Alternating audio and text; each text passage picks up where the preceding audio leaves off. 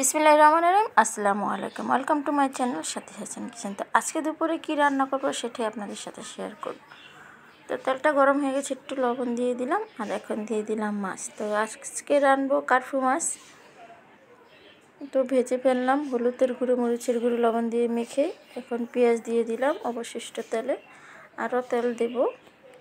তো পেঁয়াজটা একটু ভাজা হয়ে আসলে দিয়ে দেবো এখানে সব মশলা একসাথে গুলিয়ে নিয়েছি: হলুদ, মরিচ, আদা, রসুন, জিরা, ধনিয়া, লবণ। তো মশলাটা কষানো হয়ে গেছে। দুটি আলু চিকন করে কেটে নিয়েছি। তো আলুটা একটু কষিয়ে নিব, 2 মিনিটের মতন কষিয়ে এখন এখানে দিয়ে দেব পরিমাণ মতো পানি। দেখুন কষানো হয়ে গেছে, তার মানে তেল উপর চলে এসেছে, মানে কষানো হয়ে গেছে। তো দিয়ে দিলাম পরিমাণ মতো পানি। তো সাথে কাঁচামরিচও দিয়ে দিয়েছি।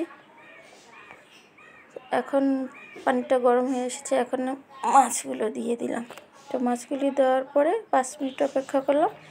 এই তো ধনেপাতা দিয়ে দিলাম আর ভাজা জিরার গুঁড়া দিয়ে দিলাম। তো কত সহজে হয়ে গেল আজকের কারফু মাছ রান্না। তো কেমন লাগলো আজকের ভিডিওটা অবশ্যই আমাকে কমেন্ট বক্সে কমেন্ট করে জানাবেন, আর এভাবে আপনারা রান্না করে খাবেন। তো রান্না হয়ে গেছে, আমি একটু ধনেপাতাটা আর জিরাটা মিক্স করে নিলাম। কমপ্লিট রান্না। তো এখন গাছ থেকে কাঁচামরিচ ছিঁড়ে এনে ভাত দিয়ে খাবো।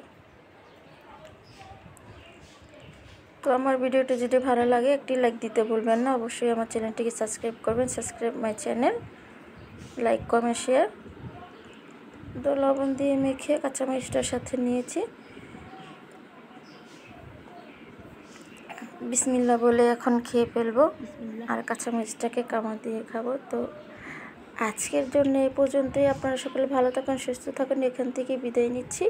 আল্লাহ হাফেজ।